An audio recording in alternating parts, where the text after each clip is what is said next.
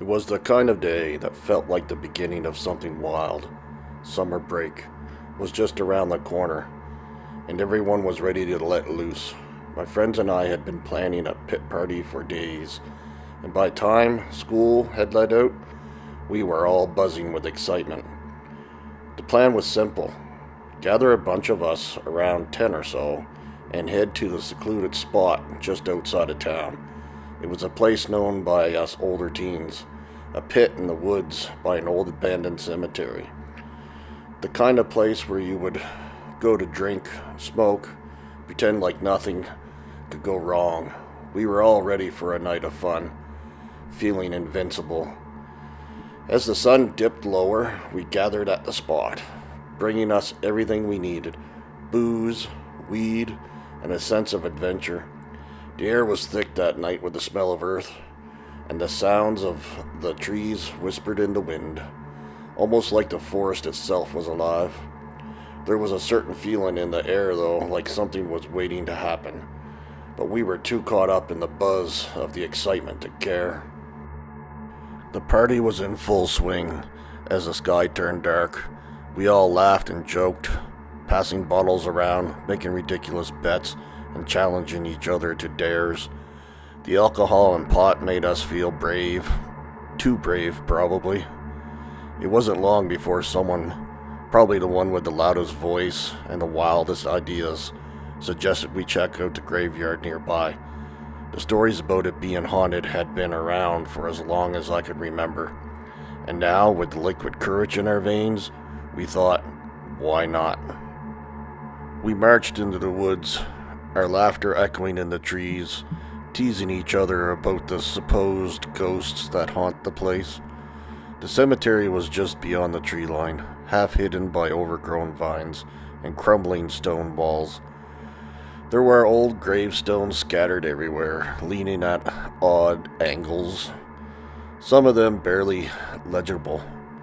The place had an unsettling aura to it, but we didn't care. We were teenagers after all. Nothing scared us.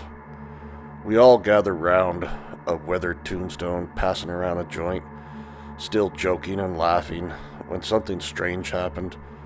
The stone, which we had been sitting on, seemed to shift.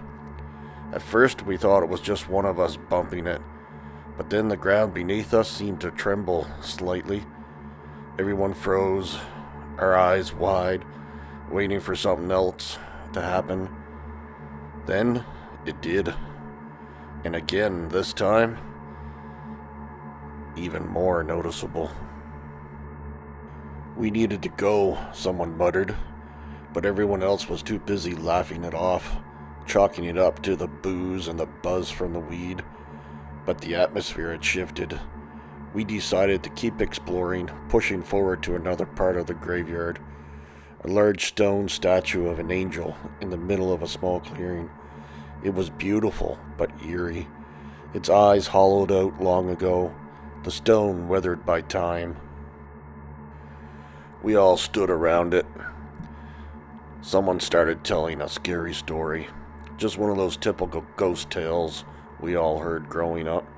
But then, we noticed something. The statue had no eyes. I mean, we all knew it didn't, but now, under the dim moonlight, it looked different. We all stared, transfixed, as the vacant sockets of the angel's face seemed to glow. At first, it was faint, like a soft flicker, but then the glow became brighter, and the color shifted to an unnatural green. My heart skipped a beat, and I swear I could hear my breath catch in my throat. We all screamed, breaking into a full-blown panic. We ran, but not in any direction, just scattered, terrified, each of us unsure of what to do.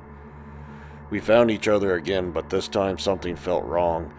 We were no longer laughing or joking. We were all a little more sober, a little more aware of what we had just happened. We told ourselves we were just freaking out, but deep down, we all knew it wasn't just our imaginations. That's when it all started. One of our friends, out of nowhere, came charging through the trees, screaming at the top of his lungs, "They're alive! They're coming for us!" His eyes were wide with terror. We tried to laugh it off, thinking he was just messing with us, but then 2 more of our buddies came rushing past, equally terrified. "They're real! Run!" they yelled. That's when we started seeing it. In the distance, the shadows moved.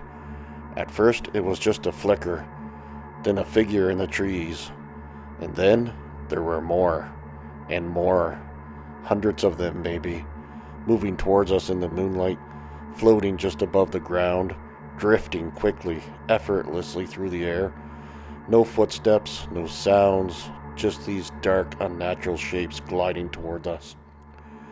Our panic took over. We ran. We didn't stop running until we reached the pit again, gasping for breath, our hearts pounding in our chests.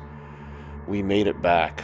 We found the others huddled around a large tree, talking fast, barely able to form sentences. They were in shock. "Did you see it?" one of them gasps. "The shadows floating?" No one knew what to say. We had all seen the same thing. Shadows moving through the air, like people who were no longer fully part of this world. But what were they, and why were they coming for us? We were all too scared to think clearly. The sounds of horrific, guttural screams began to echo through the trees, getting closer and closer. It felt like the woods themselves were alive, and they were after us. It was like the very air around us had become thick with terror. We scattered again, running through the woods like our lives depended on it. And they did. We could hear the screams of our friends, the terrifying, demonic shrieks that echoed all around us. We didn't stop running until we reached the pit, and even then, we were scrambling to get into our trucks, desperate to leave that place behind. That Monday at school, we gathered around our usual hangout spot, trying to laugh it off like nothing had happened, blaming it on the booze and the weed. But then we noticed one of our friends was missing. Dean. He wasn't there. And he was always there. He never missed these hangouts. No one had seen him since the night at the pit. The weirdest part, though, he didn't show up until 4 days later. Dean walked into school that day, his eyes black, his expression vacant, like nothing had ever happened. He strolled into the lunchroom, sitting down as if it was just another normal day. He was still wearing the same clothes from the night at that pit, dirty and torn, like he'd been through something that none of us could explain. We asked him where he'd been, what happened, but he just stared at us like he didn't understand the question. "What are you talking about?" he said with a confused smile. "I've been here with you guys the whole time. What are you all going on about?" None of us could make sense of it. It was as if the last 5 days had never even happened to him.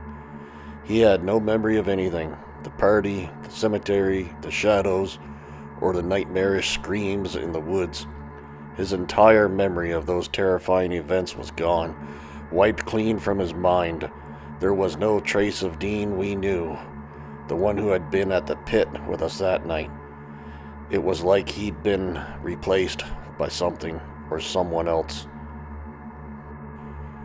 We tried to talk to him about it, but he was distant, almost too normal.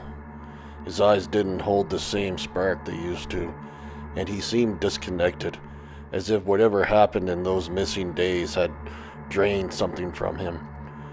We couldn't help but feel that he wasn't the same person anymore. None of us spoke to Dean that much about that night. He stopped hanging out with us.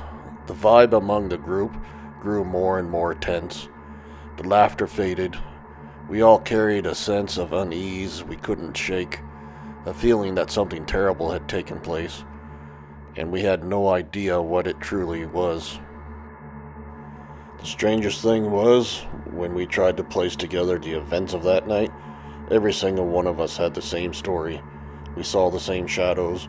We saw them moving through the air, floating, coming towards us.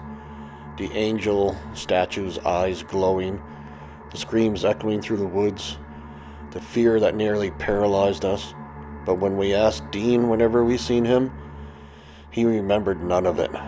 He would only shake his head.